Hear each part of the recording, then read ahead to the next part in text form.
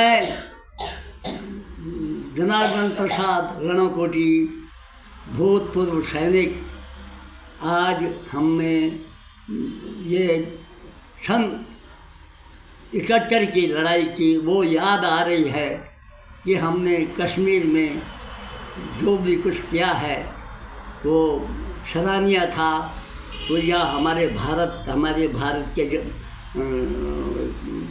के पूरे जवानों ने बांग्लादेश में कितने हजार सैनिकों को गिरफ्तार किया था। आज मुझे वो याद आ रही है। जब मेरी रात को नींद खुल रही तो फिर नींद नहीं आ रही है। मुझे वो दृश्य याद आ रहा है जब हम छम में पलांवाला में छम सेक्टर में 7th गढ़वाल, 10th गढ़वाल, 9 जाट और 5 सिख हम एक ही ब्रिगेड में थे। और जब वो लड़ाई का दृश्य देखा तो मैं पूरी बटालियन का कोच इंशोज था और मेरे साथ जीएम साहब जबर सिंह साहब और मेरे उस समय मेजर साहब थे, जनरल भंडारी साहब और मेजर साहब कुलकर्णी साहब, वो भी जनरल कुलकर्णी साहब हैं अभी। तो मैं उस समय 71 की लड़ाई का दृश्य याद आ रहा है। लेकिन मुझे अपनी भारत, अपनी इंडियन आर्मी या अपने गृह मंत्री, अपना प्रधानमंत्री, अपने डोभाल जी, अपने योगी जी, सारे मेरे डिफेंस मिनिस्टर राजनाथ सिंह जी, सारे मेरे उन पे मुझे बड़ा गर्व आ रहा है जब मैं हर चीज़ सुनता रहता हूँ कि क्या क्या हुआ और छम सेक्टर में क्या क्या गुजरी है जवानों पर, वो मुझे याद आ रहा है। तो इसलिए मुझे अपने इंडियन आर्मी पर बहुत गर्व है।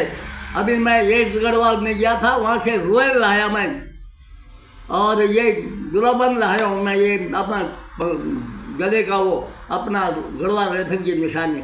और आज मेरा भी दिल कर रहा है कि मैं भी अगर लड़ाई में जाऊँ, अखनौर, बारामुल्ला, गुलमार्ग, फैज चश्मा, वो सभी जगह मैं रहा हूँ वहाँ पूरा कश्मीर में।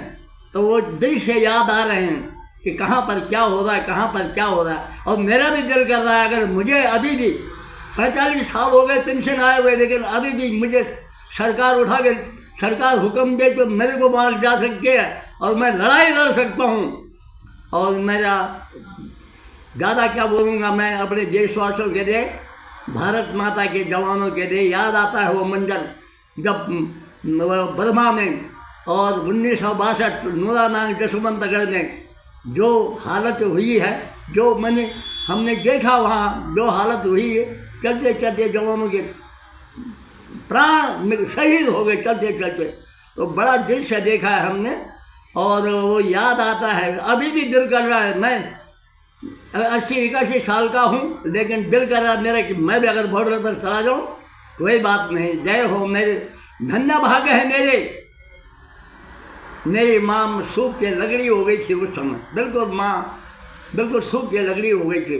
तो क्या दृश्य देखा मैंने घर आके। तो मैं अब अपने जवानों से यही विनती करता हूँ कि बहादुर हमारे ऑफिसर जवानों, देश के खातिर क्या क्या नहीं सहेंगे आप लोग, पर हमारा भारत अब कभी झुकेगा नहीं।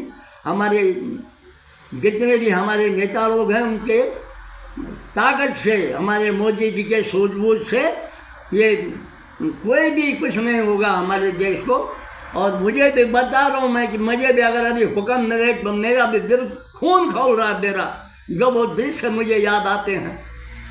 तो मैं अपने इंडियन आर्मी से बहुत बहुत आशीर्वाद भी दे रहा हूँ, बधाई भी दे रहा हूँ कि सर्व सुखी रहे, सब संपन्न रहे और देश का नाम ऊंचा रहा। जैसे मेरे बद्री विशाल का नाम ऊंचा है, मेरे देश का भी नाम वैसे ऊंचा रहे।